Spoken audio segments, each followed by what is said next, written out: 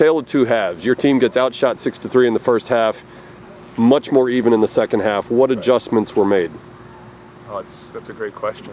I was in the stands, so I had all the faith in Alex and the rest of the staff to make the right moves. We were late in how we pressed, and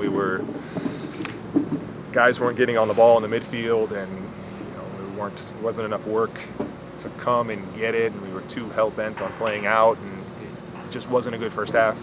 Second half, we were much more aggressive in how we pressed, turned them over in some better spots, scored a good goal early, and then sealed it a little bit later. Temple has a midfielder, Sanchez, who came in leading the conference in shots. Right. How much of a focus was he in terms of your defensive game plan? He makes him go. I mean, he's a good player. I mean, he's one of the better strikers in the league.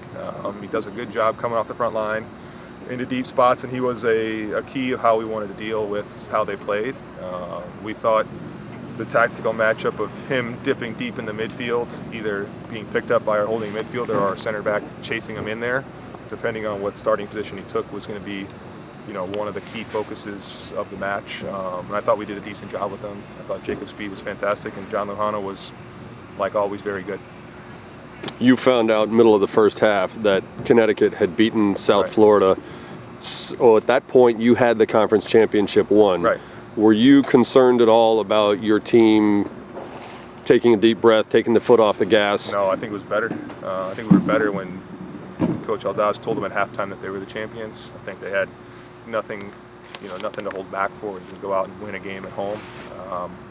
I think it was a relief. I think, though we've come a long way, we're still a bit young and can be a bit naive and immature at times. And that relief of knowing that they were the champions before the game was done took the weight off their shoulders, and they went about just playing in the second half and had enough to win the game. In your last game at South Florida, Stanton Garcia got clobbered in overtime. A little bit of poetic justice that he ends up getting the game-winning and essentially conference-winning goal tonight? Yeah, I mean, I don't know if I will refrain from comment on the previous game, but yeah, Stanton's the type of player he is. He always finds the right spot, and he has a knack for scoring important goals, and he's a relentless ball of energy, and he's a good player that continues to improve. When you played here, SMU won 4 conference championships. Now in your first year as head coach, you win another conference championship. How is it different for you as a coach compared to when you were here as a player? Well, I don't know. I mean, as a player in my time, I didn't think about, I don't know if we won 4 titles. I don't know if we won the conference. We didn't win it my senior year. But that's irrelevant. It's not about me and my career. It feels great. It feels like, the culmination of a lot of work, but it's not the end. I told the boys, this is one peak in the giant mountain we're trying to climb. So winning the conference is not the end of the season for them. And it's not, the goal is not winning conference. The goal is greater than that. That's one of the things on the board we put every year, and they have ticked that off. Now it's enjoy themselves and, be with their friends and enjoy it tonight with their families, and we'll get back to work early next week. When you took over as head coach, obviously you had been here previously as an assistant. Right. You knew you had a lot of talent, and the expectations were pretty high.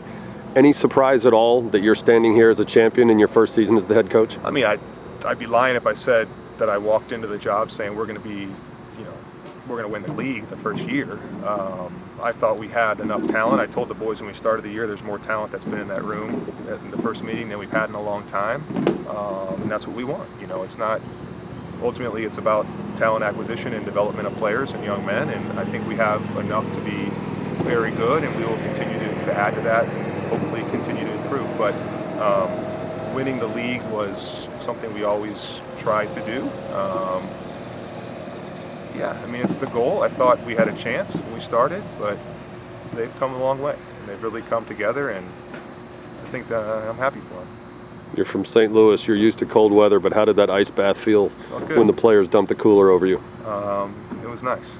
It's nice when they, and ultimately, I always tell them, it's not about me, it's not about the staff, it's about them and what they do and how they perform and continue to improve. But it's nice when they recognize you as well, and they've put a lot of work in, and the ice bath probably belonged to the whole staff. It didn't belong to me. You know, the work that Alex and Dustin and Brett and Joe and Marcus and even, you know, Brody's a student coach. The work that those guys do, I do the interviews, but they do a hell of a lot of work for us, and they're very good at their job, and I'm going to owe them a nice dinner tonight.